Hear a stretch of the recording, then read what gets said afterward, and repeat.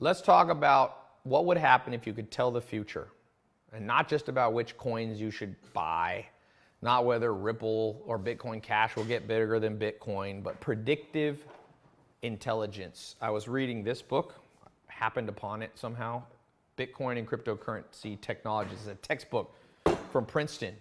I'm about to tell you something that I think is one of the most powerful applications. I think this is a magnitude of order 100 times bigger than just knowing cryptocurrencies like Bitcoin. I'm talking about this is 100 times bigger, and I'm talking about an application for the blockchain to basically use it to end war, to change the education system and how you learn, to change the police, criminal justice system, to free the innocent that are in prison right now around the world rotting for no reason, to be able to help you predict what friend and business partner is going to screw you over. One of my business partners just had $1 million taken from another business partner, just took it. He could have predicted it with the blockchain. In the back of his book on page, 230, it talks about the ability to use the blockchain in an uncorrupted way to decentralize decision making. Everything that sucks in our life, here it is, decentralized prediction markets. Now, people are still talking about this stupid example they give is, picking who wins the World Cup. That's not important for humanity in terms of, it's great, I love the World Cup. But I'm saying, that's not the big application for the blockchain. Sure, you could make some, if you could predict who would win the World Cup, you could make some money betting on it. It's not just betting like that. It's the right president being elected. It's the right school teacher.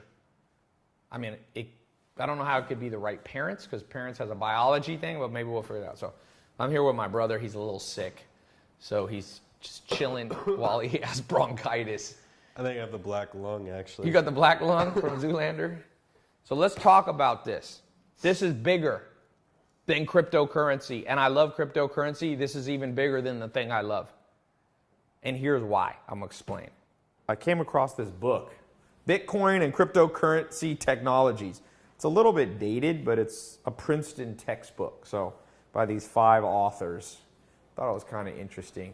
But one chapter towards the back, page 234, if you have this. Me and my brother were kind of discussing this, and I said, let's turn the camera on. Prediction markets and real-world data feeds.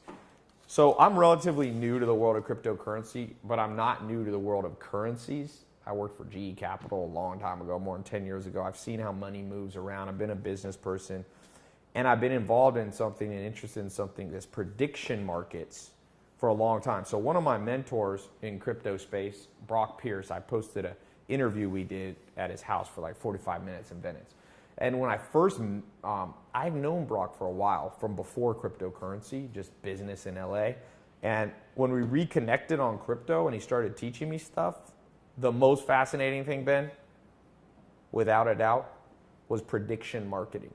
Prediction market. So basically, the blockchain, so this is what people don't understand that I realized, new people. They think it's like cryptocurrency trading, make money. That's a small part of this movement. You know, the movement that started well before Bitcoin. In this book, it talks about the history. I mean, these digital currencies that existed really in the 90s. And people had, I didn't know this, Elon Musk, his first idea was more like a cryptocurrency for PayPal. And then they pivoted to be like a bank transfer thing. I thought that was interesting. But anyway, back to prediction markets. What if you could predict the future? Like this is, for example, if you want to be wealthy, best thing you could do is have a time machine, go back in time to last year, last month, yesterday, and trades. You could trade. You could use the stock market basically to become the wealthiest person in the world. You know, basically an overnight if you had enough capital. What's the best way to know who to marry? If you had a time machine, you could like marry them, go into the future 10 years from now, see if you're happy or not. If you're unhappy, rewind in the time machine and not marry them. Like that. If you want to know if your best friend is going to screw you over, an employee, a business partner, best thing would be a time machine. Yeah. Definitely. So Ben, by the way, is very. I wouldn't mind it. You wouldn't. Ben is sick, so I'm talking while he's sick. But so here's the thing: blockchain, which is the technology that basically is running this whole cryptocurrency world, this decentralized way of running things. The more powerful application than cryptocurrency, in my opinion. Some people are going to disagree with me. Bigger than the changing how we use money will be how we predict things. I'll give you an example, like a practical, goofy one. Conor McGregor fight. Were you there when I watched that? No. So the Conor McGregor versus Floyd Mayweather boxing fight. I think it was the number 2 pay-per-view talk of all time, right? It was $100 million, $200 million, $300, maybe even more. Here's the crazy thing. I was going on like Odds Shark. There's like a Google, you can Google betting odds, or you can just be in Vegas. If you're in the casinos, like I was staying at the Wynn not too long ago, and they had the Coin Con. You didn't come with me for that, did you? No. Ben, you've been out of it. You've been missing all this crypto stuff. Yeah, where have I been? So the Wynn, if you walk through the casino, they have like the sports betting odds. So people were betting. And I remember when they released the video of Floyd Mayweather boxing, all of a sudden the odds went up because you saw how great he was on the speed bag. And then you had Floyd, when they did a video of him, it was like, oh, he's good. And then there was another video where he was training real slowly, and the markets changed. Like they were betting that Floyd would win. Donald Trump, you could bet who would win. So what if blockchain technology could, and this book talks a little bit about it. It's not the world's greatest book, by the way. There's kind of ding dong. I don't know, maybe because it's 2016. They have a prediction market whole analysis of like how you could use blockchain to figure out if the World Cup, which team would win. So it has like Germany, Argentina, Brazil, United States, England, Netherlands, right? And it's like this whole system. Well, you met Jeremy Gardner, right? Yeah. Jeremy was over on one of my past episodes on my show, and we were talking about Augur. He put the REP coin. Because that's what Augur Yes. does, essentially, right? Augur will allow you to make a predictive bet basically on anything. You can make one up like, will Donald Trump be impeached? Will the Apple prices move up by $1 in the next 2 weeks? You can make a bet. And then they have the REP coin, which actually, dude, did you see how much the market cap went up on Augur? Yeah. It like tripled since Jeremy was on the show. It became a unicorn for a second, $1 billion market cap on the REP coin. So it was pretty crazy. He's a co-founder, not the only founder. But that's the first example. And what's interesting, so here's the thing with prediction markets. People want to cheat it. And this is where blockchain and the whole cryptography, the whole concept that it's very hard to hack Bitcoin. Now, you can hack people's wallets get hacked. You've seen these in ICOs, but it's hard to, if it's used correctly, it's hard to use brute force to manipulate it. So what Augur, Augur is a proof of stake, by the way. It's not proof of work like Bitcoin. It's not a mine. You don't mine it. So basically people post, I think the idea, I'm not an expert on Augur, but what Jeremy was telling me is like you post, so you make a predictive bet or you confirm who won the bet, but you have to post your coins, your tokens, your REP token. So if you bet wrong, you lose your tokens. So here's something that's interesting. I don't know if you watched this Doug Jones, Alabama versus, what's the other guy? There's Doug Jones and the guy who lost. So Doug Jones is the Democrat. First time a Democrat's won. Roy Moore. Thank you, Sam. So Roy Moore, he says there was voter fraud. If the damn democracy was up on the blockchain, it would be harder to manipulate elections. Mugabe in Zimbabwe, I think, isn't Mugabe in Zimbabwe? Mugabe, the dictator in Africa, this dude manipulated. Putin. I saw like a week ago a guy is trying to run against Putin, and they dug up some weird criminal case they made against him and disqualified him from voting because Putin's like, maybe the dude might beat me. I don't want to speak for Putin, by the way, but centralizing democracy doesn't work because people cheat. They bus in people from other voting things. So the blockchain has the potential to make voting spread out theoretically among 7.5 billion people in the world. So all of a sudden, if you want to know who wins the Conor McGregor fight, instead of a casino, which might be biased, you ask 7 billion people on the planet Earth, and it's hard to, no one's going to be able to manipulate 7 billion people. You can't bribe a dude in Nepal, a dude in Madagascar, a guy in Siberia. So by just spreading it out, decentralizing it, it becomes a bitch to manipulate. So you get better answers. And where this is important for society and where blockchain is that's why I say this side of the blockchain can have practical applications that could change your life. For example, and I've been interested in this. I'm not a newbie in this. There's a great book by Nick Bostrom. I don't know if I have it here. I'm at my beach house in San Diego, so this is I leased a house for a year so I can be near my grandma, and I'm down here. I set it up, but I don't think I brought the book. There's a book that Bill Gates recommends called Superintelligence. And basically, superintelligence says that there's 3 main types of artificial intelligence. We only hear about the sexy ones. Sexy one is, cyborgs. Google Glass or something chip in your brain and all of a sudden you're smarter. That's one. Number 2 is like giant supercomputers, like Deep Blue played against, a chess master and beat it. A big supercomputer. Literally physically big, some of these. Now they're smaller, but they're all, these powerful supercomputing. But that's not what interests me. There's a third one, and nobody knows which one's going to be actually the winner. I bet, this is my bet, by the way, my predictive answer. It's going to be collaborative intelligence. So humans, sometimes I'm an idiot, and sometimes you're an idiot. But what if we could connect 7 billion people's brains to one quote-unquote mainframe computer? Now, what would that mainframe computer be? The motherfucking blockchain. And what we know, there's no computer, first of all, that can do what our brains can do. None.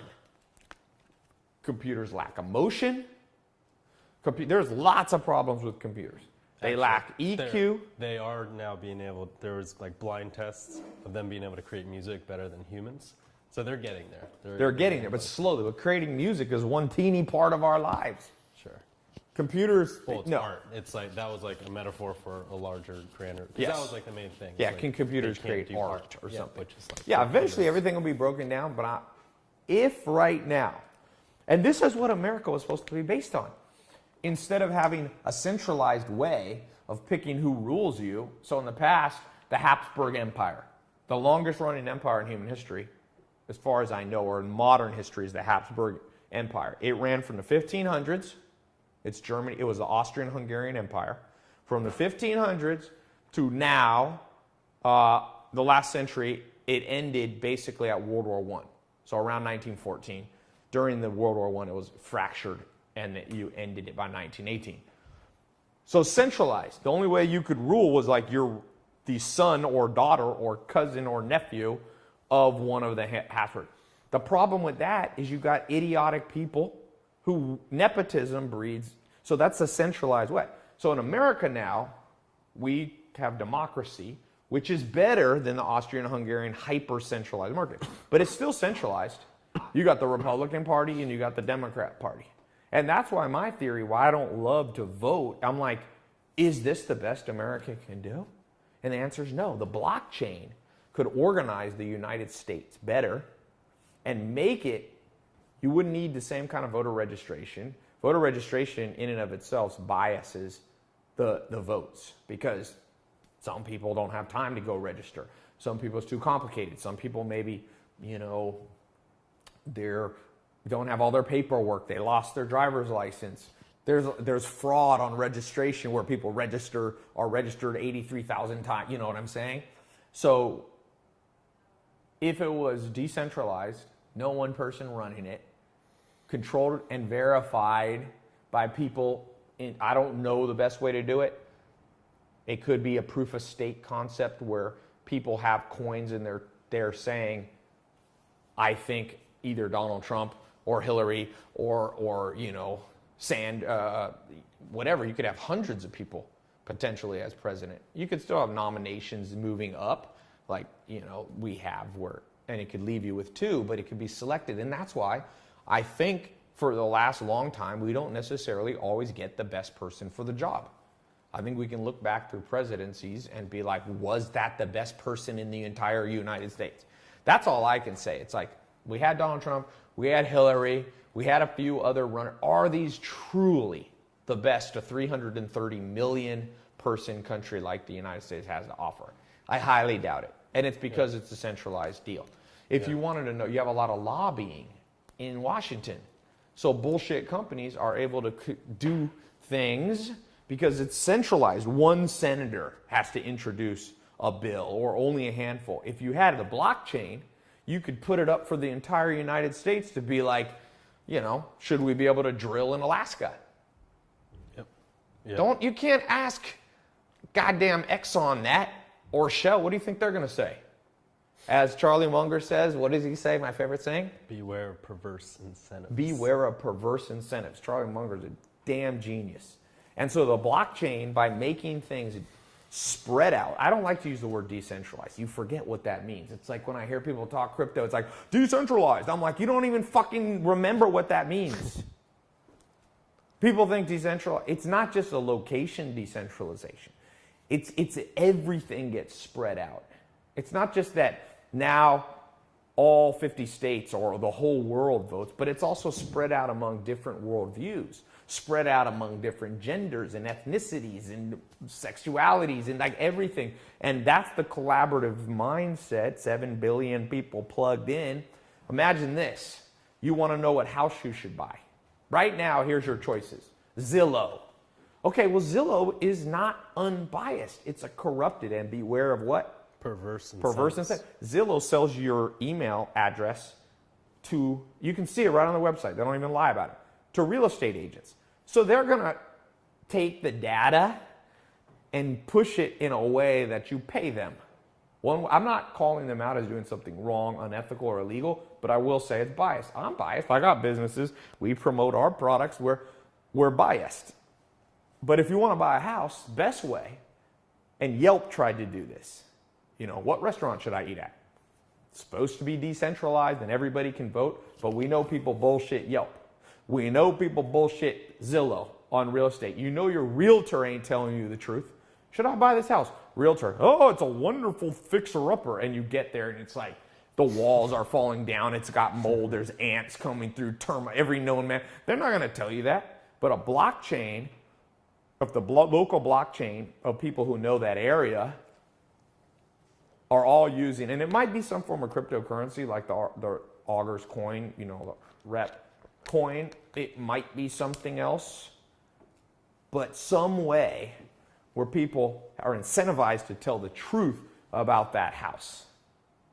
And people vote with money. Boy, you want to know it. That's why I knew the media was bullshitting about Donald Trump. I knew it. I saw the signs. For example, on Twitter, every post Donald Trump did had double the likes and retweets of Hillary. I called it 2 months ahead of time, not because I'm smart, but because I looked at a more decentralized app. Twitter is not the blockchain. It could be put on the blockchain, but it's more decentralized. No one's hyper incentivized to like. Donald Trump wasn't buying bots that liked his shit. I don't think he was. I think, honestly, it was showing that a lot more people agreed with Donald Trump or didn't like Hillary. And lo and behold, on the day, I remember the day of the election. In the morning when I woke up, at noon, it goes, 90% chance Hillary's going to win this election. So I'm like, wow, I guess I was wrong. 5 p.m., 50% chance she wins. 8 p.m., 10% chance she wins. Whatever the votes I think are done at 10 p.m. or something. 10 p.m., 1% chance you win. Boom, Donald Trump. I'm going, the media is so corrupted that they got it wrong by 90. It's one thing to get it wrong, like 60% chance that Hillary's going to win. They got it wrong by 90%. I mean, it's on an absolute scale. We'll say 90. It was actually technically more than 90. And I'm going, that's the problem. We get our news from biased people. We need blockchain news. We need, for example, a decentralized way of what articles should be on the top of your news app. You can't buy your way to the top. 7 billion people decide. And see, thumbs up kind of works. That's how like Facebook does it. Google, by the way, you know that the guy that I had at my house, I have another podcast, the Ty Lopez main podcast. It's a business, more of my life. I had a guy who wrote this book called The Four. He's one of the top business professors in the world. So he flew out from New York. He's at NYU. And we talked about the big four companies. And I was thinking about it. So the big four are what? Amazon, Google, Facebook. Apple. Yeah, Apple. Okay? So think about why is Facebook used so much? Because they try to use predictive algorithms to show shit that you want to see in the news, right? So when you scroll through your feed, it's like your mom's birthday pictures first. They're trying to predict. See, everything's predictive market. But they don't use the blockchain. So guess what happens? People bullshit the Facebook algorithm. First of all, I buy promoted posts, so I can manipulate the market and move my shit to the top. Number two, with blockchain, with Facebook, a problem is, we saw this. Russian people, what was into this scandal where the Russians were buying ads and manipulating the elections? Yeah. Couldn't do that with blockchain because it's the whole concept of the blockchain and the way it's the consensus is verified is hard to cheat. Theoretically, things could be cheated, but it's a biatch. Maybe with quantum, computing, it'll be able to be done. But not yet. Facebook. What's YouTube? And Google. Google, when you Google something, this is what the guy said. He said, Google is our modern day God. In the past, when we wanted to know, what we should do with our life, we prayed to God. And he's like, now you Google, what career should I have? And so we're relying on Google as a lowercase g in God, not like really. So we're relying on Google. Is Google able to be manipulated? Oh my God. First of all, you could buy ads, which I do, so I can pop myself on the top. Number two, guys are messing with the SEO out. Yeah. I don't think Google's that accurate anymore. Bullshit comes up to the top. Just Google how to make $1 million or something absurd like that. When I did a thing, just a test, how to make $1 million, Google. The first article, it was like 7 ways to make $1 million. One was babysit for 40 years. The other one was drive an Uber for 30 years. I'm like, what? This is the best advice in the world. That's why I'm thinking we're working on an ICO, a coin that would decentralize education and how we learn. Because it's all think of the school system in America, it's bullshit. You know what Joel Salatin, my first mentor, told me? You see that video I did when I was walking the farm with him? Were you there? No, but I saw it. Joel goes, you know what's wrong with school? People who don't have your best interests at heart tell you what you have to learn. Oh, you got to learn the hypotenuse of a triangle. Well, what if I fucking want to learn how to start a business? Fuck you. And you're sent. What about you go to college, you get textbooks? What if I don't want that textbook that's $400? I want to learn from a YouTube video. You think Harvard's going to be like, oh, okay, don't buy the textbook. No, they're going to kick you out. We have a centralized education system. Centralizing things sometimes has efficiencies of scale. There's times when centralization works theoretically with the utilities, with centralizing the army, but even then, look at Switzerland has a decentralized army. You know how Switzerland works? Every person has a gun and is trained in the military. And you know what? No country's messed with Switzerland, partly because they're in the mountains and they're small, but partly, how do you attack a society where everybody has a gun? That's what happened to America in the Vietnam War. Boy, you read the Vietnam War was a disaster because there was a standing army that we were fighting against, but there also was everybody and their brother was fighting you. So you're an American troop and the 5-year-old that brings a bomb on you, drops a bomb on you, a grenade or whatever. So all of a sudden, that's decentralizing the military, and it's very powerful. Genghis Khan had his decentralized army and is the greatest conqueror of all time, even bigger than Alexander the Great. The Native Americans, the Sioux Indians, some of these, whether it's Sitting Bull, Red Cloud, you look at Geronimo, they had no one who was listed as a leader. You know that? People followed the people. It was decentralized, who had the best results and who was the most brave. But so the second you centralize stuff, lots of unintended consequences. And everything is centralized now. From our political system of lobbies, voting, centralized betting odds are at big casinos. Google is centralized with one company that can change the algorithm. Did you see who got sued? Was it Google? Just lost a huge lawsuit, and they were not showing. So Google has Gmail, right? It's one of their most used services. Proton Mail is a company out of Switzerland that's more secure. Okay, I just read an article. They lost multi-billion dollar in the European court. Google now owes billions of dollars because they removed Proton Mail from showing when you typed in secure mail, even though it was the most Googled secure mail system. They dropped it off because they Why are had. they not allowed to do that? That's Stone called down? a monopolistic. No, you're not allowed to do that. You get sued for basically anti-trade. You can't. I mean, you used to be able to do that. Rockefeller became the wealthiest man in the world, $600 billion in modern day dollars, because he had the ability to manipulate markets by having a monopoly, a collusion of prices. Everybody selling orange get together. That's what the mafia used to do. You all get together and fix the price. Yo, everybody selling bacon in Brooklyn, you sell it for $2 a pound or we come beat your ass. And they raise the price for the public. So most countries, the United States, we've tried to put in some anti-trade things. But that's what Google, that's what the App Store, so if you look at good things, by the way, Amazon is a damn manipulated thing. Doesn't it suck? You go to Amazon. The other day I was trying to buy a new measuring tape. We're doing some construction, little home improvement. So I go to Amazon. I want to find the best hammer, the best, tape measure. And it's just like, do I sort by ratings? Because I know people that know how to manipulate the Amazon ratings. So I don't trust the Amazon ratings. You could go in there. New York Times, Amazon best-selling books.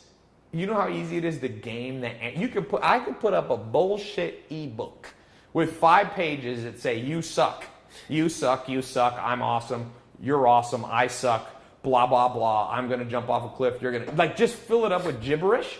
I have guys that will make me an Amazon bestseller. Even Barnes & Noble, all these New York Times bestsellers, there's a company that I know. I won't say their name. You pay them $25,000 to $50,000, they guarantee you bestseller status. They go and buy the books in mass. They send people to buy them for you. It's a centralized system. New York Times bestseller list is centralized. Amazon bestseller, it's all in many ways. When you hear the word one company owns it, you know you can add 2 letters, BS. It's BS. Who's president now is BS. Whether you like Donald Trump or hate him, I would contend there's somebody better. Whether he's better than Hillary is not the point to me. I would contend that's not the best. And I would contend that Hillary wasn't the best that America had to offer either. They might be good people. I interviewed Hillary. It was a short interview. I can't tell you much about her from my interview. She's not dumb, I can tell you that from my interview. But I can't tell if she should be the president or not. And so everything sucks. Even Tinder centralizes things in the dating markets. So there'll be a blockchain dating one day. And there's already people working on blockchain dating now because it centralizes it. For example, I had the co-founder of Tinder. I don't know if you guys saw him. Did you see him at my house? I did a Snapchat story with him. He's the guy who came up with the swipe right, swipe left for Tinder. There's multiple co-founders. And we were talking, and it's like, dude, they have an algorithm. If you don't fit in the algorithm, girls don't even see you. They decide, they play God. So they have and they do it well. I'm not criticizing them. I'm just saying, you can't argue a fact, right? It's like a priori logic. This is guarantee, man, that if you define centralized as one company, then Tinder is centralized, not decentralized. So a better way to do dating in the future, and maybe Tinder will adopt, maybe Facebook will adopt, maybe Amazon will adopt, maybe New York Times bestseller will adopt the blockchain. Sometimes I doubt it because the entrenched incumbent rarely wants to surrender their position. But think of how badass it would be, my friend, if you could literally go into an app. Nobody is there to corrupt, or what is the word? Nobody has perverse incentives. And they literally show you the right girls or the right guys that you should date and marry. Is there value in that? Hell yeah. What if the stock market wasn't manipulated? Trust me, even though the stock market says there's no insider information, come on, man. What planet? If you're playing poker for 30 minutes and you haven't figured out who the sucker in the room is, you're the sucker. Everything's manipulated. So the real thing, this cryptocurrency thing, which I'm all for, and people, I've got a cryptocurrency course and you can learn how to trade and you can trade it and make money on the volatility. And I don't think there's anything wrong with that. In fact, trading on volatility actually is a predictive market tool. A lot of smart people trading puts the price at the proper equilibrium price. So the main thing that will mess up cryptocurrency is if it gets centralized. And the US dollar is centralized by the Federal Reserve. So the Federal Reserve, you think the Federal Reserve has your best interests at heart? I'm not saying they're evil Illuminati. I'm just saying they are just humans. Humans are biased in all kinds of things. That's like when you read, have you ever seen, what pork belly bills are? Basically, is it pork belly? One of those names. But basically, there's these, when a senator passes a law, he'll pass a sweeping law, like capital gains rate change in the United States. And then you read on page 17 of the bill, and it says, and my home state gets a free library built. Yeah. They just put shit in, and they don't even, this new tax bill that Donald Trump, and I'm not even anti-Trump or pro-Trump. I could kind of care less. It's all centralized to me. They put in things like you get more deductions on private jets, which is fine. I guess I fly in a private jet, but it ain't going to help most people. I didn't grow up with money. I grew up poor. You think it would have helped my single mom who made 20 grand a year that the law now is better for private jet deductions? That's what happens when you centralize. People, even good people, some senator, even good teachers in the school system are being manipulated by a centralized market. And they're sitting there and teaching kids okay, class, open your packet. We will read the most boring book in the world, Siddhartha, and we will make you never want to read a book again. We will give you an extremely boring application of why you should learn calculus. We won't make it fun. We won't let you trade stocks. Why don't they let kids trade the stock market with software? Maybe it's not real money, but get people excited. Give out prize out once a week, a person who trades. Don't you wish you knew how to trade stocks? Don't you wish you knew how to buy a house? Don't you wish you knew all the school system's centralized? It sucks. And we spend $200,000 in the state of New York. They're spending $200,000. I read a report per student for what? To pop out illiterate kids? The school system ain't working right. And if you're too dumb to understand, sometimes people want to debate me. I'm just like, really, dude? Really? I can qualitatively and quantifiably prove that. You can compare America to other countries like Latvia. We lose. Even though we have the highest GDP, we have we have the highest GDP in the United States of the next 5 countries added together.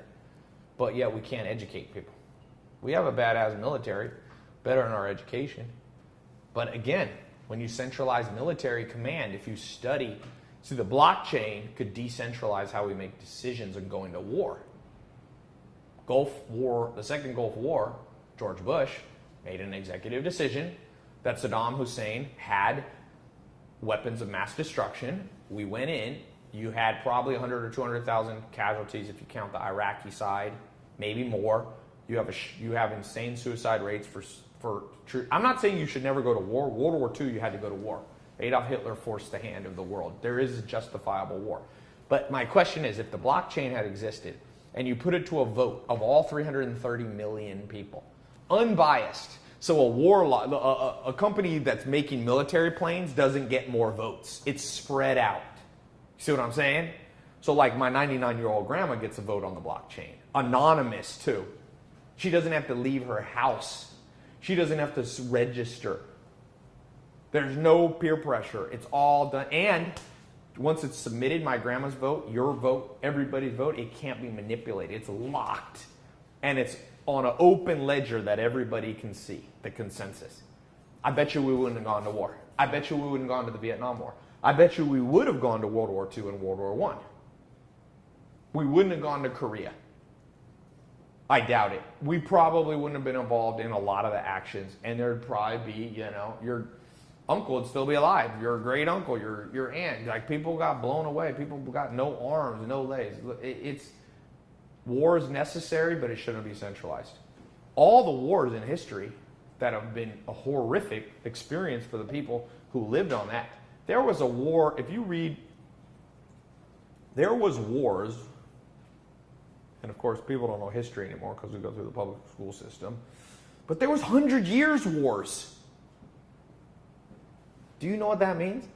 Can you imagine if our whole life, you born and you die, and the war was going on? You would think that would just be your reality. Yeah, it's like, yeah, but it was a bad reality. It's a horrible reality. So, 100 years war, disaster because it's centralized. All these wars. Stalin and Mao Zedong combined killed 100 million people because they had centralized power. Even the Communist Party. It's funny, communism. Have you ever read Karl Marx, Ben? No, I haven't. I'm not a communist. I'm a capitalist in some ways, but Karl Marx was a smart dude. I mean, when you read his stuff, I can see why half the world became communist. The guy made a compelling case, but they forgot one thing.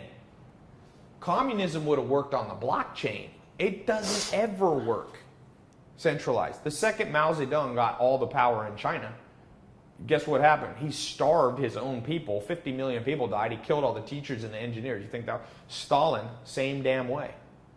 Stalin goes out there. He had a saying. If there's 10, and this is not his exact words, but something like this. He would have a quota on a city. Kill or imprison 10,000 people. And one of the mayors or the rulers of that small town called back to Stalin and said, I don't think there's 10,000 people here who did anything wrong. Stalin said, I don't care. If you get 10,000, you'll find the 10 who did something wrong. He was a madman. Half the fucked up things in the world is because centralization brings narcissists to the top. The second you the Amish, I lived with the Amish for 2.5 years. They don't, not on the blockchain because they don't have electricity, but they have something, the same thing, to become a minister, a preacher, which is kind of a position of power. You can't ask to be one. They draw straws. They spread it out.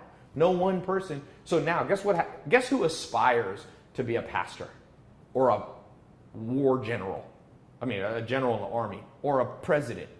Highly correlated. Dr. David Buss and I have talked about this. Preeminent evolutionary psychologist. People attracted who say from a young age, well, I want to be the next ruler of my country, highly correlated with narcissism, Machiavellianism, and psychopathy. And it's technically psychopathy.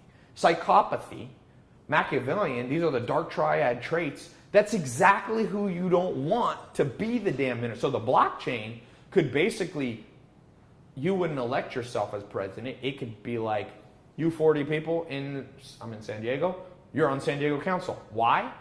It's like a draft. You're good people. People like you in San Diego. Imagine if we were ruled. Now, the greatest thing, imagine if your parents came out on the blockchain.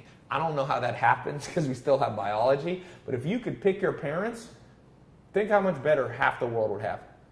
Our grandfather, you don't remember your great-grandfather, I don't either. He was born in the 1800s.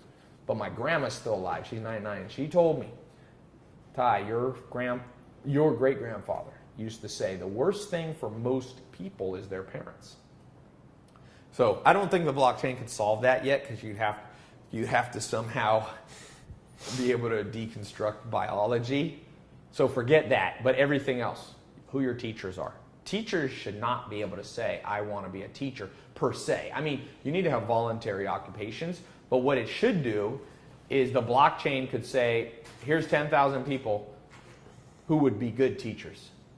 Consensus voting result was reached through the blockchain. It was verified through some maybe economic crypto, like a proof of stake model. And now, among those 10,000 people, any of them can raise their hand and say, yes, I want to be a teacher. So you wouldn't force teachers, but you would create a pool. Same with the president. Presidents, if the very fact that you want to be a president should disqualify you. Think about police. You know why there's so much conversation about police brutality? Simple, look at the statistics. Dark triad trait of psychopathy is highly correlated with wanting to carry a gun and enforce laws. What do you think? Super nice people? I'm not disparaging police. I'm saying I ain't fucking stupid. Who do you think wants to be a general in the Army? Your nicest brother or sister? Goes, you know what I want to do? Kill people. I want to be a Navy SEAL. I read an article, 80% of Navy SEALs are legally and healthy psychopaths. Not all healthy, but the point is you could be a psychopath and still do good things. But it's highly correlated with psychopathy, and you probably want your Navy SEALs to be psychopaths in a certain sense. But do you want your police to be full of psychopaths? See, in countries like Israel or certain countries or Switzerland, everybody has to go in the military. It's probably a better model. Because then some people in the military are just normal people who aren't psychopaths and didn't go, I want to be able to shoot people. Police should be like this. You take the people, the blockchain reaches consensus through some voting mechanism. It's verified as not manipulated through the blockchain, through this open kind of ledger system. And you identify in the city of San Diego 17,000 people who could be police officers. You send them all an email. Who here wants to be an email? You're nominated to be a police officer. You can say no or you can say yes. But you can't become a police officer without being nominated. And I saw this interesting thing. In Maryland, there was a police officer that were a woman approached, because there's this big thing in Maryland where the police took a guy, put him in a headlock, and he basically died before he even got to the hospital. I mean, to the police station, because they just were rough on the guy. And they juxtaposed that. They compared that to this female police officer who approached two people in a fight. Instead of pulling her gun, she said, dance off. And believe it or not, the two dudes that were fighting turned around. They were like young teenagers, and they had like a dance off. And she solved it. Who do you want to be your police officer? The dude who pulls the gun when they don't have to just because they got on a power trip? Or some person who's like, oh, I'm going to try the easy way. If the dance-off doesn't work, I might have to pull my gun, but why not try the dance-off first? See, if we had consensus on who's nominated to be school teachers and presidents and military leaders, and who do you want having their thumb on the nuclear bomb? Somebody who loves war, or somebody who's like, I only do this if I have to? And we're ruled by madmen, and we can't understand why our life isn't great.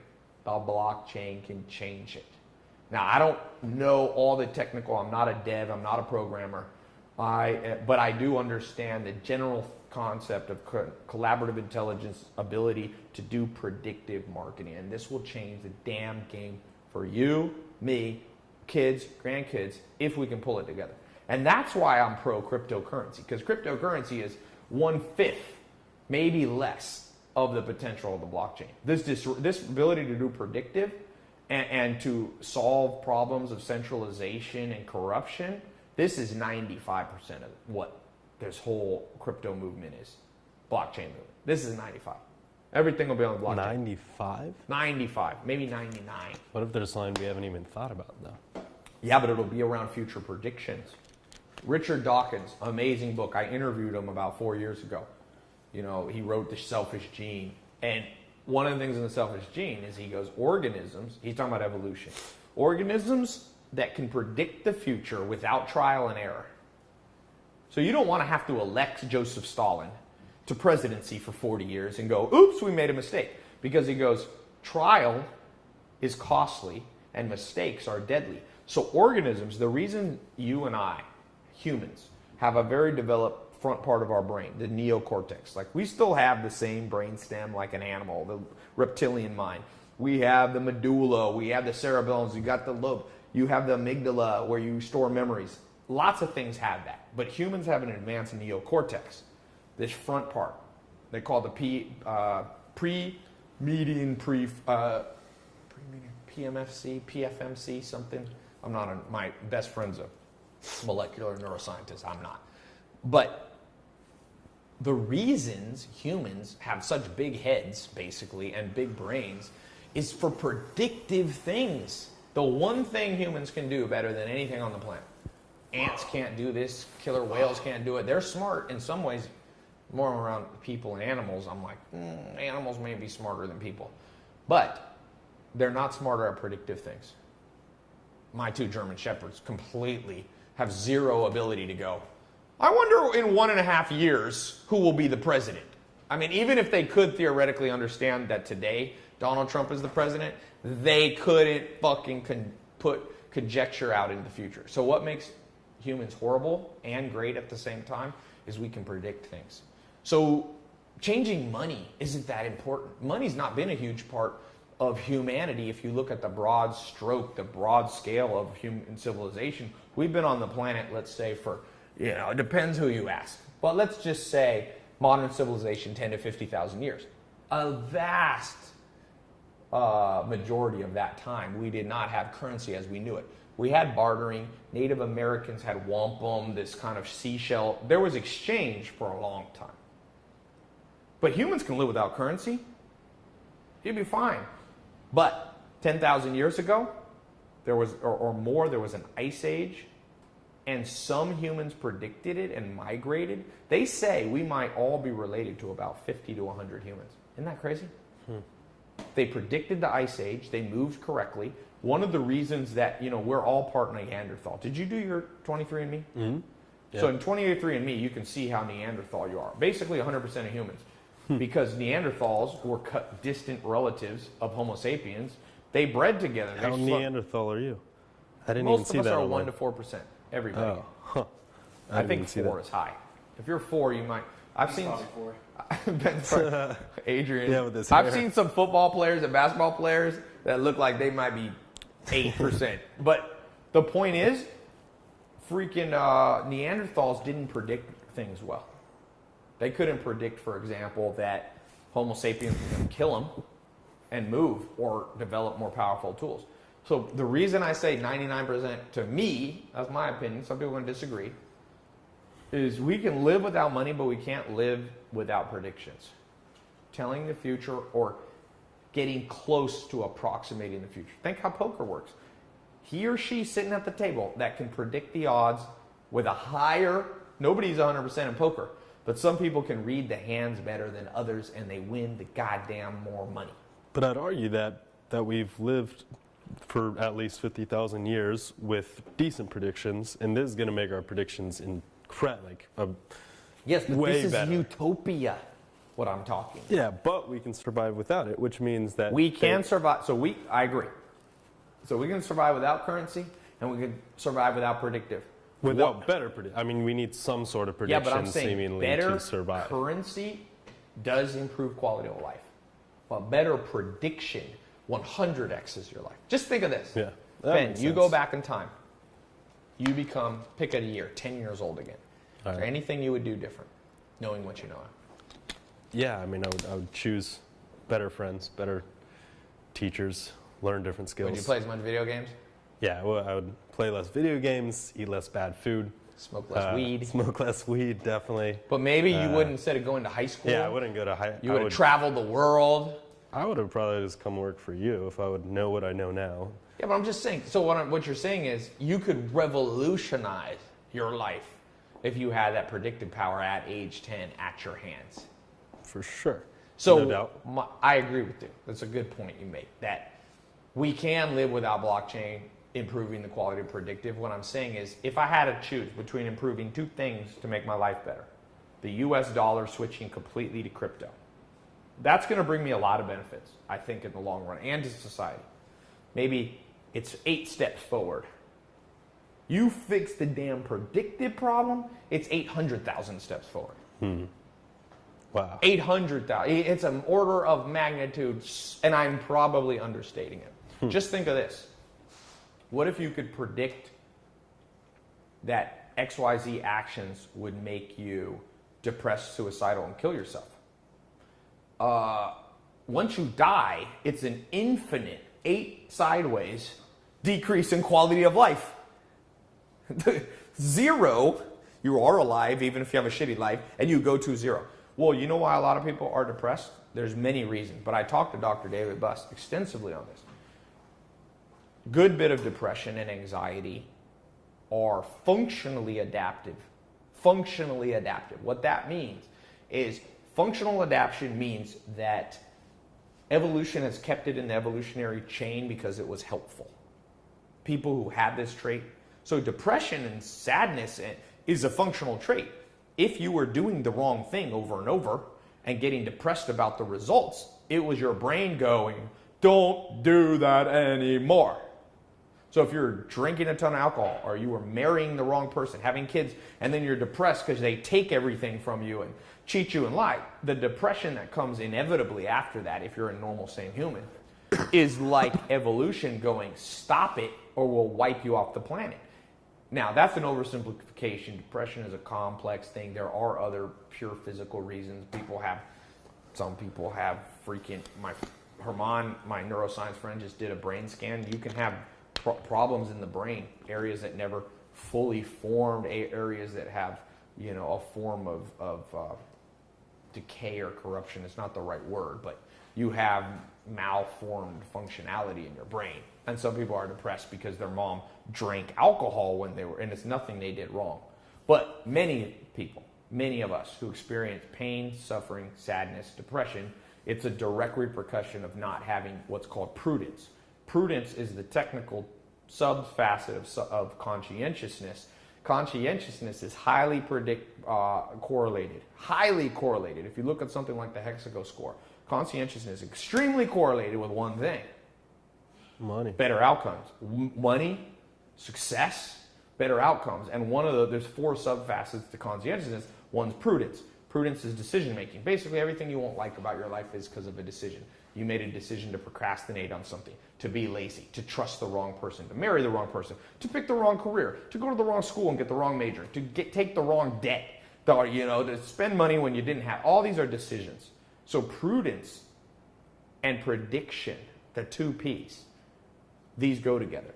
So if you can up your prudence levels by increasing the quality of predictive value, then you buy the right house. Then you choose the right career. Then you pick the best business partner who doesn't. One of my friends got a business partner on the East Coast who just took $1 million and ran. And actually sued my friend saying he's owed more, even though he literally just stole the money. And my friend goes, now I got to go to court. And the court's bullshit because my lawyer's like, yeah, you'll get your $1 million back because the guy's obviously defrauding you, but it'll cost $700,000 in legal fees. Or $600,000 because the guy's using the $1 million to hire his own lawyers. It's another thing we haven't even gotten to. Imagine if you could more accurately predict who committed crimes. You know how centralized the current criminal justice system is? You know how many people are rotting in jail or accused or in jail for shit they didn't do? And then there's people out innocent who are actually guilty. The idea of 12 jurors sounds great. It's a primitive form of decentralized consensus because you get a jury of your peers, right? Bob, Susie, Andy, and they supposedly don't know O.J. Simpson. They supposedly don't know the Peterson trial. But unless they're on another planet, anybody who didn't know who O.J. Simpson was, who made it to the jury, you got to question, is this who we want deciding? So in the criminal justice system, the consensus mechanism is 12 jurors. Okay, but let's look at plea bargaining. Here's what plea bargaining is doing to people. I just had someone, by the way, break into my house on camera for 2 hours. Tried to get all 4 of my cars. I had 4 cars in the garage, 2 outside. Tried to start the Lambo, the Rolls Royce. He backed out. 2 hours, he packed snacks, which is the greatest part. He went in my kitchen. Then he packed nuts and he made himself sandwiches. Put them in the trunk of the Maserati. Backed out, couldn't figure out how to open the gate. The police come with guns drawn, put him in jail. It's 4 counts of grand larceny, because grand theft auto, because he's turning the car on. He went into the house while there's people were upstairs. My brother and his girlfriend, not you. My other brother Jacob was there. And so that makes it a strikeable offense because if you break into a house when people are in there, it's more dangerous than if it's an empty house. Most robbers he thought it was an empty house.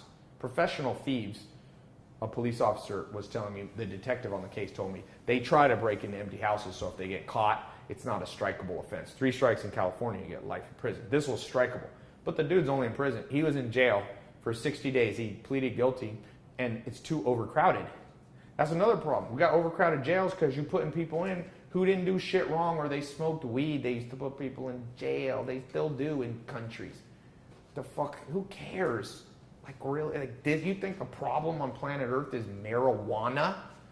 See, alcohol lobbies have completely corrupted the government system and found consensus that alcohol is legal, which 70% of murders and crimes are committed on alcohol, but marijuana isn't, because marijuana doesn't have a big enough lobby.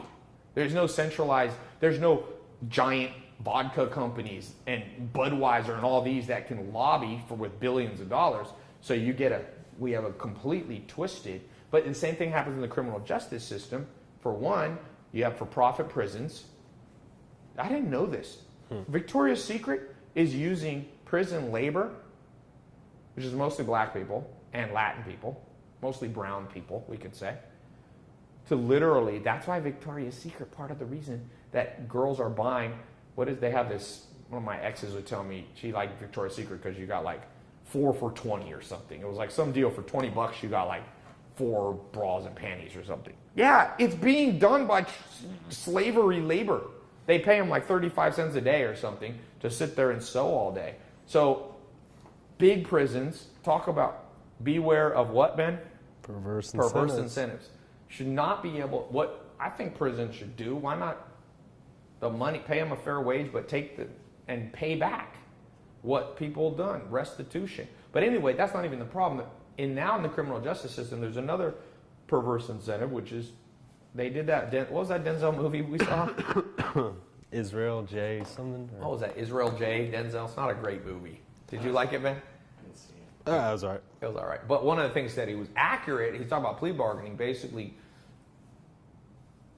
there's overcrowding of courts, so they just say, plead guilty even if you didn't do anything wrong, and we'll let you out after 3 months in jail, versus if you go to court and we find you guilty, it's mandatory 10 years. So they freak people out. So people are saying, I'm guilty, when they're not.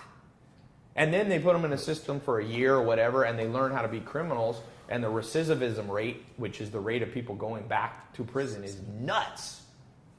You got 70, 80% of people falling back into something. I think it depends. Don't trust that statistic. It's a high amount of people. So the blockchain could theoretically, you could put evidence up on the blockchain and let 7 billion people vote on if the person's guilty. Or maybe 7 billion is too much, but you could forget a jury of 12. 12 can be corrupted. But a jury of 10,000 people in 20 countries of all ages, backgrounds, is more likely, that's collaborative intelligence. You'd probably free half the people, maybe not half, but you'd free 20% of people on death row. I contribute to this thing called the Innocence Project, and it's a charity. It's a good one if you want to give money to, and they give money to do DNA tests for people who have questionable, and they just let out a dude who went in prison at 17 years old for rape and robbery, and they just let him out now. He's 47 years old. DNA exonerated him that it was impossible. It's like a 1 in a 500 million chance that he was the person.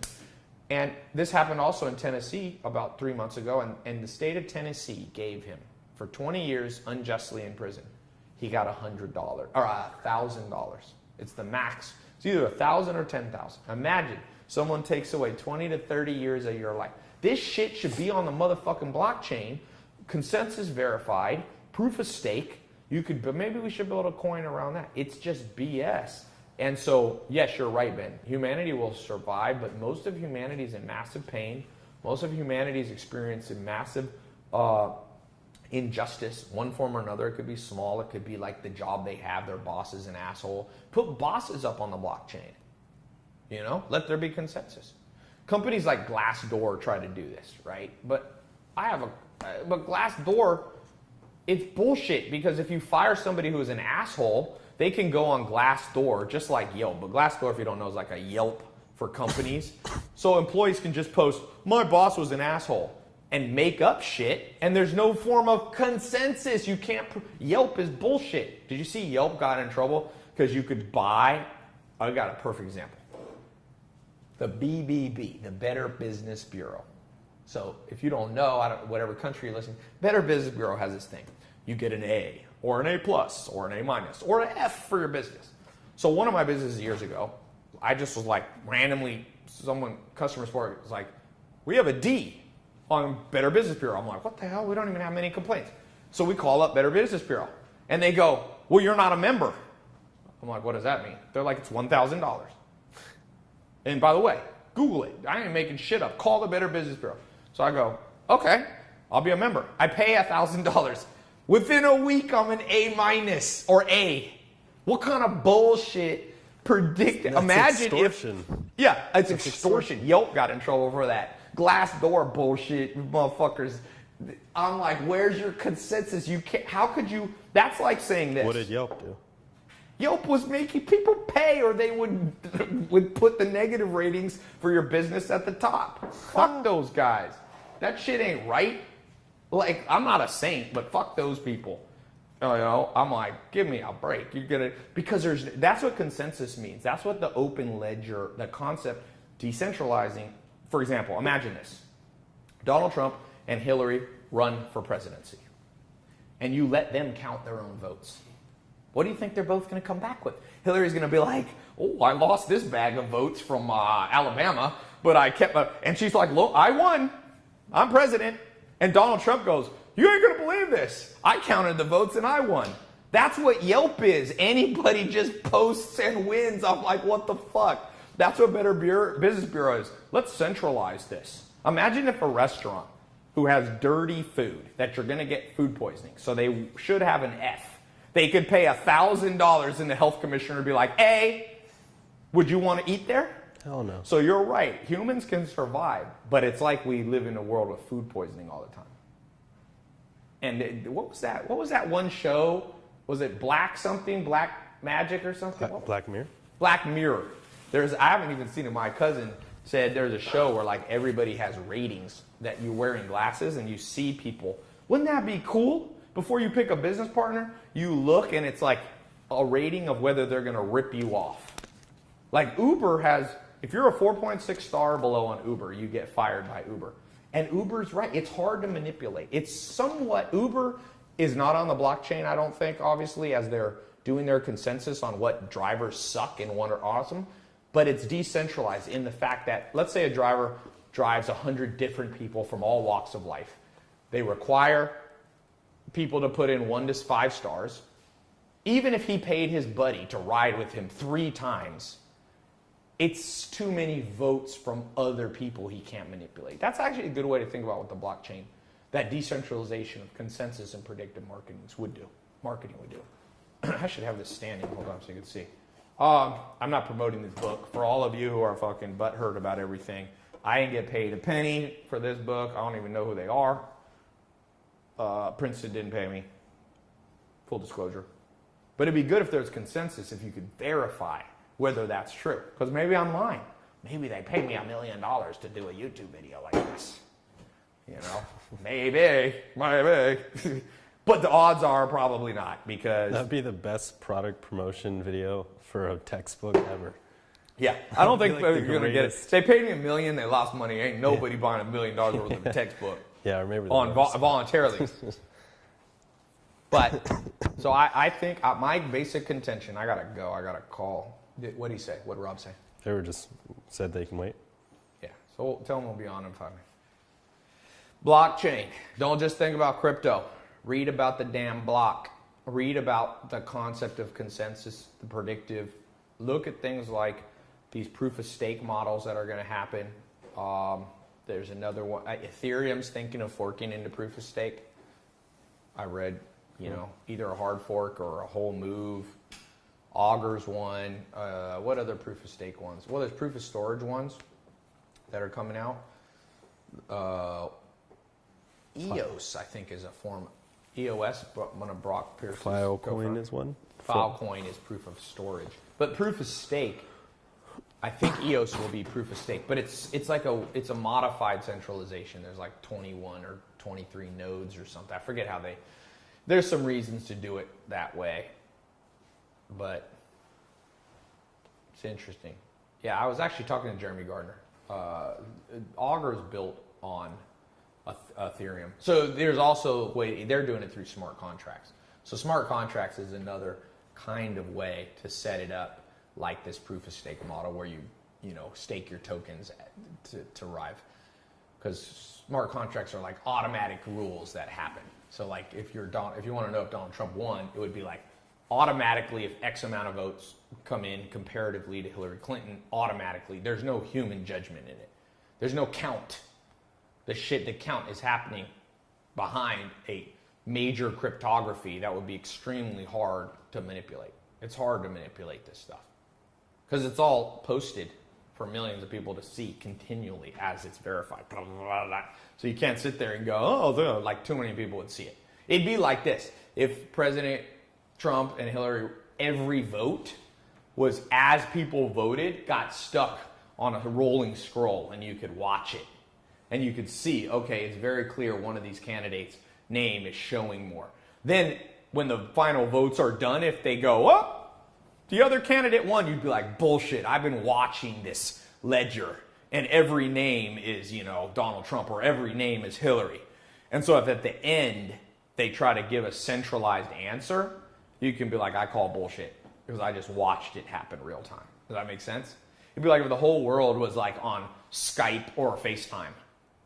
And like you had a computer monitor, you could watch 7 billion FaceTimes, and you go 1, 2, 3, everybody vote, and you just like listen to, and if you hear, everybody's like Donald Trump, and you barely hear Hillary, and everybody's set to the same audio level. That's not a great metaphor, but it's a shitty one that kind of illustrates what I'm talking about. Imagine that. So you want to know who should be president, which house you should buy, what girl you should marry. Imagine every person that's ever met that girl you want to marry or date, Ben. You press one button and they come up on FaceTime, but they're like hidden, like the mafia. You know how like the mafia like distorts the voice so that they're not afraid to speak the truth. No one would ever know. And you're like, should I date Susie? Is she a good person? She looks cute, but is she? And every person she's ever met, talked to, instantly puts in their vote on the screen, up or down. And it's like, and then at the bottom, it pops up. Dude, that's what is greater than that? If you could predict everything. Should you buy Apple stock? Put that shit up on consensus. This is going to fuck with the stock market so bad. You watch. Blockchain going to destroy the stock market because it's going to show the inefficiencies. So basically, you'll be able to arbitrage this. So you'll be able to sit here on one side and go, Apple stock is whatever, just pick a price, 150 bucks. But it's actually worth 500 bucks. And the stock market hasn't realized it. So you'll be able to buy it for 150 and it'll basically, high odds, it'll hit 500. And what'll happen is, the second that happens, shit will start moving to the blockchain. Because there's one thing people like more than being right, is being rich.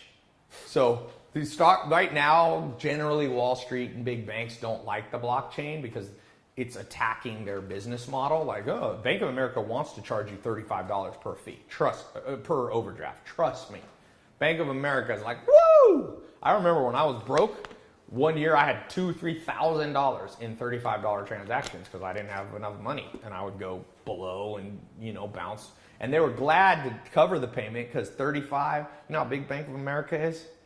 Probably 50% of America use it. I don't know what the number, 100, 200 million people. Most people are broke in America, paying 1 or 2. Imagine you had a little business where like 100 million broke people. Every time it goes like 1 penny below, you get 35 bucks. That's a good bank. Look at Bank of America's annual report on their revenue. But the point being, I can't fault them for that because in a sense they're extending credit to you, but it's still bullshit. And so of a blockchain, I have to think how a blockchain could solve that. I mean, one way would be money could be lent from inter-person. You have intra-banks loans. So if you look at things like commercial paper, those are like companies loan each other money temporarily. And you also have that in intra-bank loans. That's how you come up with a lot of the things like interest rates and stuff. And so basically you could have interpersonal. So like, let's say you were connected to 1,000 people who knew you. When your bank account was going to go low, it could have smart contracts or some open system where your buddy who has an extra $100 in his bank account shoots it over to you, and he gets paid some premium, but not 35 bucks. Like when you go $1 under Bank of America, they're extending you $1 credit. Let's say you have $1, not enough money. You bought shoes or something, and you only had $100 in your bank account, and it was 101 bucks. So they extend $1 to you credit, technically, because they don't decline the charge. And they charge you $35 for that. You know what interest rate, if you have to pay $35 on a $1 transaction, is a fucking usurious, illegal interest rate. But Bank of America and every bank has that ability. There's a law that they are allowed to do that. It's the only person that can charge you on $1, $35 interest. Nobody else. A credit card, if you put $100 on a credit card, they can't charge you $3,500 interest. They'll go to jail, whoever does that. That's literally, there's laws. But banks, because it's hyper-centralized and massive lobby, you know how big the Bank of America lobby is? So my point is, Bank of America and all the banks have not bought into blockchain yet. They will when what I'm talking about happens. When there's a consensus machine that can freaking predict whether the stock price is accurate and tell you to buy it or not buy it, oh, dude, it's going to be chaos in the markets, in good chaos.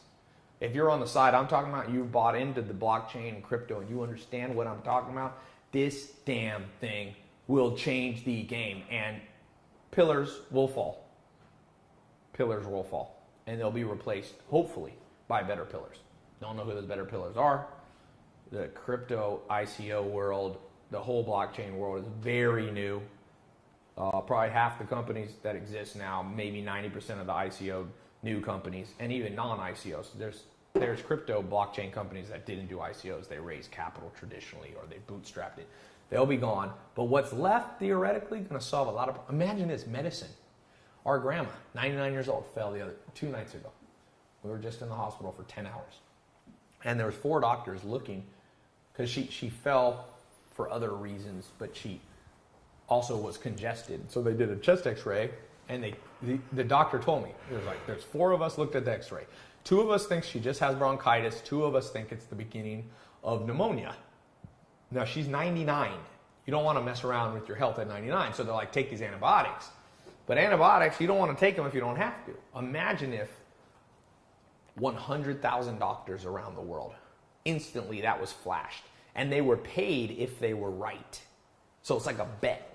So doctors in India, Nepal, Louisiana, Canada, like everywhere, they have some coin. It's called the diagnosis coin. And they have 1,000 of them. And they're worth money. They can cash them in for money or buy things with them. So they go, I'm going to take this coin and I'm going to bet that your grandmother only has bronchitis. She doesn't have pneumonia. Now, his perverse incentive is no longer perverse. He wants to make money. And we know humans, one of the hallmarks of capitalism, or true capitalism, is the invisible hand that moves us when we go for our selfish intentions. We actually can do things, if the system is right, that benefit society. So let doctors be greedy with that coin, and then what will happen is you'll see. Let's say most of them looked at the x-ray, which is up on the blockchain, put their coin up, and said, you know what? I think she just has bronchitis. She doesn't need antibiotics. That's a benefit to my 90-year-old grandma. It hurts the antibiotics companies but antibiotics company ain't going to tell you the truth. They want to sell something. Never listen to salespeople completely. I mean, sometimes I'm a salesperson. Don't listen to everything I say if you don't trust me. And I don't trust all the pharmaceutical companies. So the blockchain would solve that diagnosis problem right there. You wouldn't even need 100,000 doctors. After statistical significance, you need decentralized doctors. So all those 4 doctors that were at UCSD Hospital, who knows? They might be paid by pharmaceutical companies, or they might all have groupthink. They're all buddies with each other, so they don't want to disagree with each other. So it's a corrupted, perverse, incentive-based consensus was reached in that room. Now, maybe it wasn't, maybe it was, but I know that 10,000 doctors who don't know each other, who don't come from the same background, who are spread out all over the world, would have given a much better diagnosis. My cousin had a stroke not too long ago, one of my cousins, and the doctors for 5 days couldn't figure out what's wrong with her. One doctor was like, go home. And then one doctor walked by, said, let me see the charts. An unrelated doctor just happened to be walking by, and he's like, you had a very rare kind of stroke in your cerebellum, and you better stay here or you're going to die. See? It took 5 doctors to figure it out. 500 doctors would have figured it out in 10 seconds. 10 seconds. Because 5,000, 50,000 doctors plugged into the universal mind, collaborative intelligence, would have figured it out in a millisecond or as quickly as you could read the x-ray. You have to get more people involved in your decision making. By the way, if you watch my Twitter, if you watch my Snapchat, I've been involved in this before the damn crypto people were even talking crypto. All these crypto people think they're new to the game. Well, some of you are and a lot of you aren't. So don't get up in your fucking high horse. Some people are like, Ty, you're a newbie. I'm like, I'm less new than you think. I am new to some stuff. Some shit is new.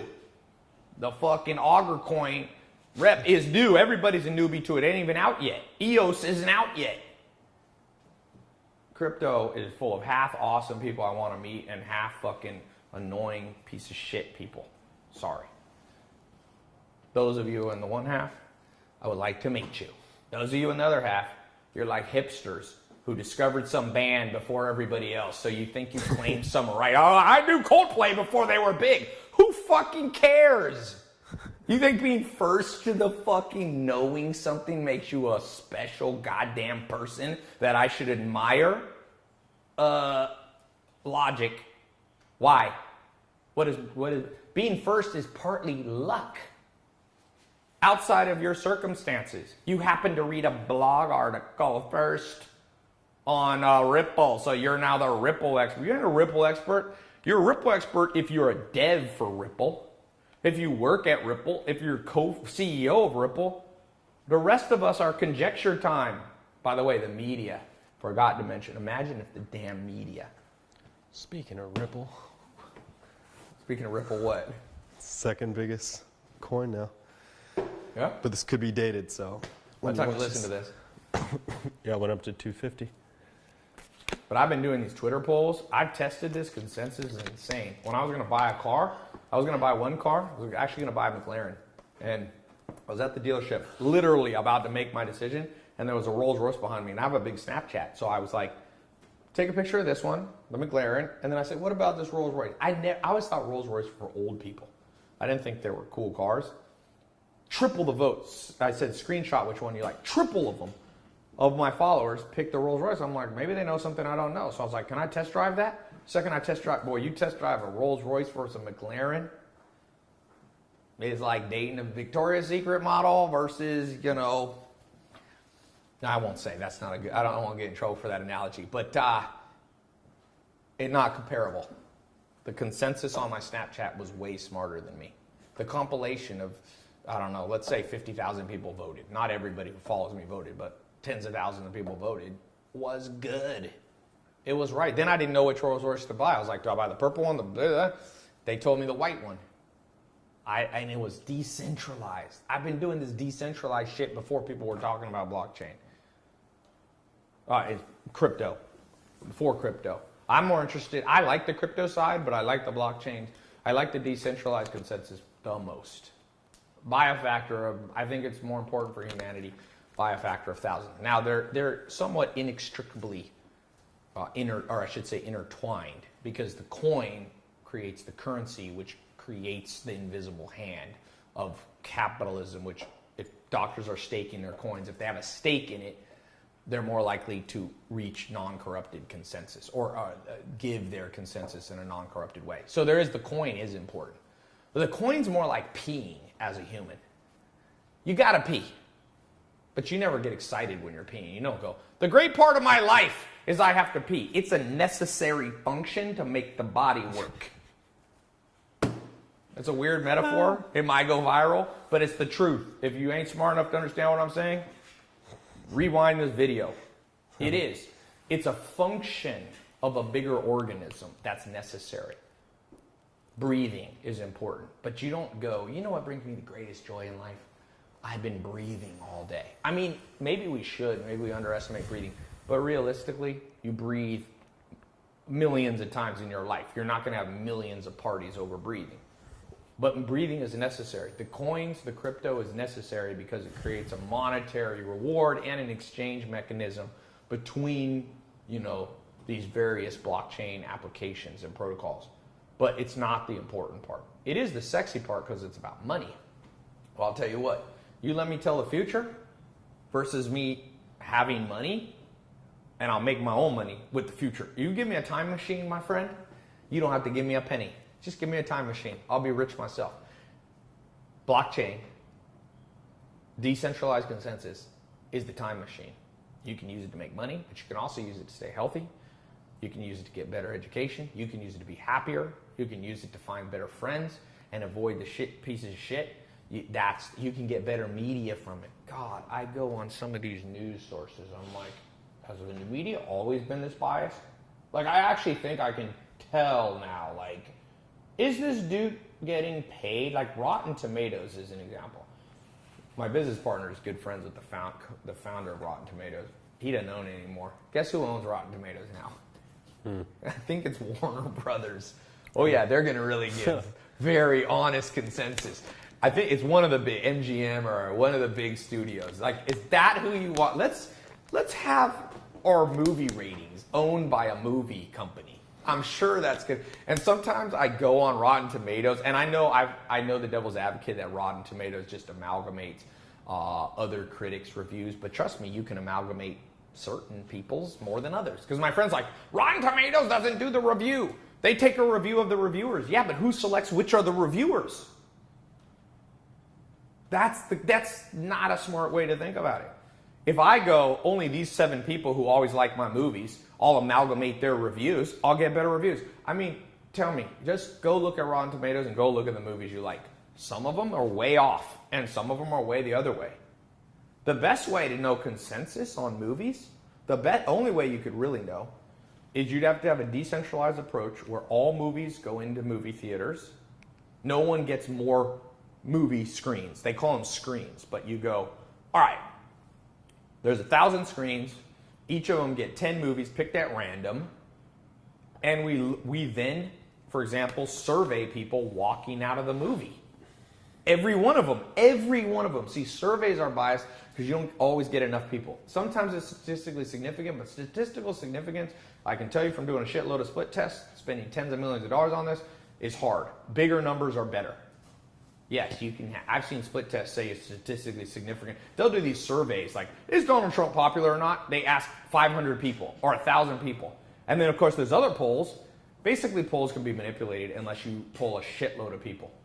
And the blockchain would be even better. You could do something like if every chair or every ticket purchased would be one. But even that could be manipulated by marketing and by better titles. It better probably the blockchain for movies would be when people walk out of the movies, to open the door, you'd have to like press 1, 2, 3, 4, 5 stars.